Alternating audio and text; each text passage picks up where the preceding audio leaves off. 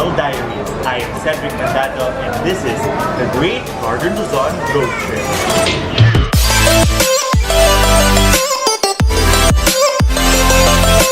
For this episode, we will be going to Northern Luzon and experience the beauty of it. I will be joined by my crew, Pomela, Abigail, and Gav, and a very special friend. Watch out!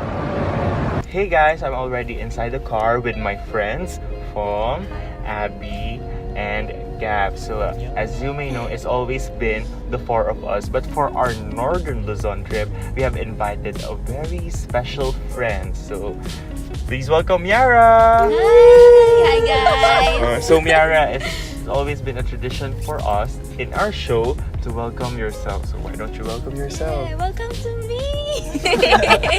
Okay, so are we all ready? Yes! Okay, so guys, we're already on our way to Northern Luzon. So for your information, the four of us have already been to the northern part of the Philippines. So Fom, Gab, and Abby have already been to places and they've already experienced the beauty and how breathtaking the views are there. But on the other end, Miara there haven't been to Northern Luzon. So Fom, why don't you give Miara a sneak peek of how beautiful Northern Luzon is? Northern Luzon is very, very beautiful. I've been to different places in Northern Luzon. I've been to the Ilocos Sur and Ilocos Norte. But my favorite place in Northern Luzon actually is Sagada. I love the weather there. It's very, very cold compared here in Southern Luzon. And actually, I wore 2 jackets at the same time, wearing also a trench coat. And it was, there's a lot of views in Sagada. There are falls, there are caves, and my favorite is Sumaging Cave. It's very cold, even it's going down, and it's very, very dark. How dark was it? It's very, very dark. As in, Can you see anything? no, but the tour guide has the lamp, and we have our own flashlights on our head, and there are a lot of bats inside. Their poop are just on the rocks, and the rocks are so slippery, so you have no choice but to hold them, to touch them. And even though it's so it's so dirty, you have no choice. Actually, my jacket was stained by a poop. And I have no choice. So I have no choice. It's really, the smell. I left my jacket outside my room because the smell is just spreading all around. So yeah, it's actually really, really nice in Sagada. But you didn't try it, right? Yes, I love. You should try caving. We should try caving later. And the sightseeing of the sunrise. It's really, really nice. So Abby, have you been? Do you have any stories? Actually, Sagada is near in Baguio. Yes. We went to Baguio. It's also cold, but not that cold. But not that cold. Yeah, when we went there, it's not bare months. That's why. It's summer. Summer. Yeah, it's summer.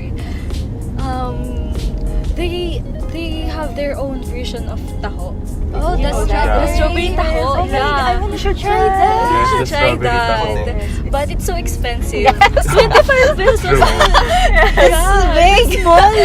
Honestly, How much was it? 25 pesos. It's so small, the cup. The cup. Really? How much? 25 pesos. Here in South, how much it would cost? I think it's 15 or 10 pesos. Yeah, 15 or 10. Oh, so expensive, really. Yeah, it's strawberry. So yeah, we also go to strawberry farms and we pick strawberries there. Oh yes, I can remember. I enjoyed that. Yeah. Me too. In Mines View in Baguio, there are a lot of horses and yeah, The pink different horse. colors, different colors of horses. Did you ride one? No, I'm scared. Why? It's scary. It will kick you. And we also tried wearing their traditional costume. Yes, the Ifugao. It's so the patterns are very nice. I like the pink one, unusual. not the red one. How about yes? How about you, Gab? If you're going to go to the north, you better visit the Kabigan Falls in Pagudpod. It's a falls. Oh my god! I didn't hear the falls. Okay.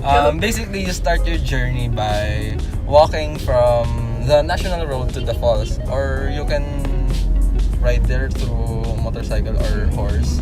But that's boring because you don't get to see the nature there. You get to see hills, the rice fields, and then once you reach your destination, once you reach your destination, you will be wowed by the magnificent Kabigan Falls. It's actually really cool too, but it's really nice. So that's the place. So can you already imagine, Miara, Yes. how beautiful Northern Luzon What is? more if I visit there? Yeah. We'll visit That's it. why That's why we're going going there. Yes. But beside the beautiful places, they also have their delicious food. Oh yes. Yes.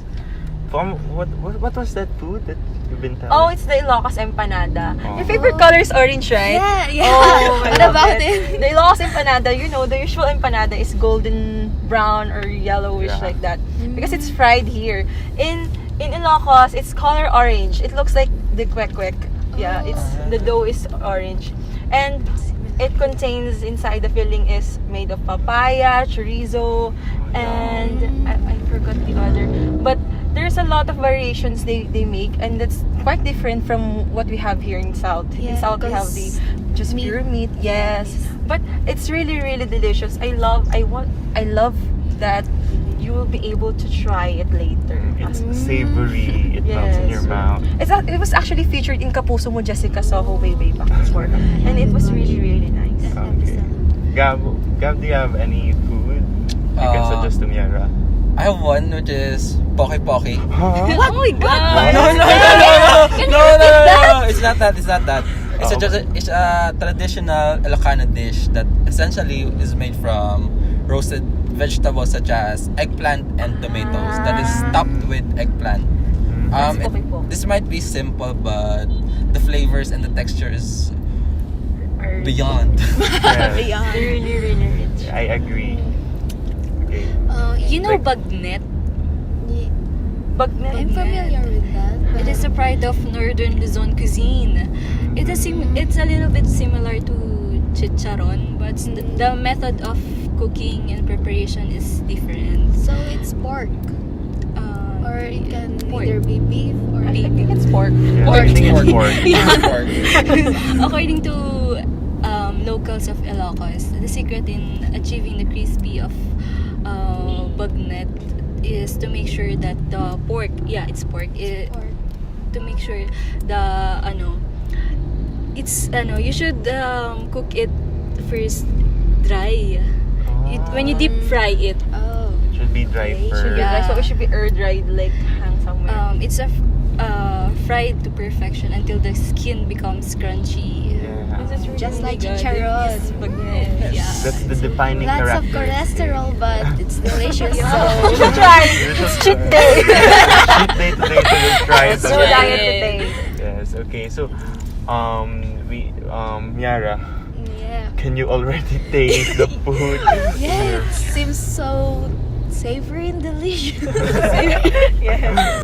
So Miara, you already tasted the food, you've already imagined the place.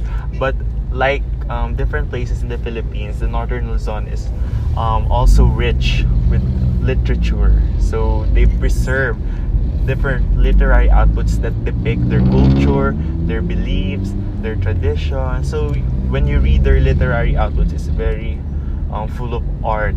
You can feel the intenseness of how the Northern Luzon tribes are living there. So one literary output, Miara, is the Iti Daytoy a Pagilyam by Peter Lahulian. So, or in English, the title is In Your Country. So you've read it, right? Yes, So- I've read it before, and the gist of the literary piece is it's actually like a poem that that explains how the natives of Northern Luzon were forced out of their land in exchange for money, and the lands were made. The lands were commercialized, and after using the land, the people who bought the land left the land just for nothing, and the land was wasted, and it was actually devastating for the people who actually lived there before. Yeah, especially the tribes there. Yes, they took care of it. You know, the Banawe Rice Terraces is really, really beautiful right now. Somehow it's Collapsing. Commercialized. yes, some part of it. Big companies have taken that land for granted. So see, Miara, the real story of the tribe there is really reflected on that literary output. So it saddens me that it's really happening in real life, that big companies are really taking the land for granted. Yeah, I remember that I read the article about the indigenous people being forced to leave their land, and we know that without land, indigenous people have no livelihood, no identity, and no means of survival. Indigenous people need to be consulted about the use of their land before making them forced to leave their land. Mhm. Yeah. So, And then Yeah, there should I get your be- point. It's the land is basically their life, so Yeah. they can really It's their just culture. leave it and go find another land, because it's like heritage. It's yeah, like and it's saddening being it's what them. defines Yes, it the defines people. their So where are we? Where are we already? Far. We're still far. 8 hours. Let's check the 200 phone. kilometers. 16 hours more. Oh my goodness! Oh my gosh. Okay, so guys, that's our short discussion on how Northern Luzon. But Miara, can you already did you have a blurred picture of Yes, what? and I really enjoyed it. Yeah. Even if I didn't, we're still far from it. 16 hours. Yeah, and But are you excited? yes, Okay. of course. And we're I all get to taste all the cholesterol. cholesterol. Yes. Me too. I'm also excited, even though I've already been there. How about you? I'm really, really excited because, you know, every time you go there, I go with different people, and going with different people is a different experience. And being with you guys, I know it will be very, very nice. Abby, how about you? I'm also excited because I wanna try again the food. Yeah. It's so delicious. Excited about the food. Yeah, especially the bagnet. That's what you The said. cholesterol. How about you, Gab? Are you excited too? I am, yes, because I get to get back there after like 2 years. And you get to taste pokey. Yeah, the poke. So, So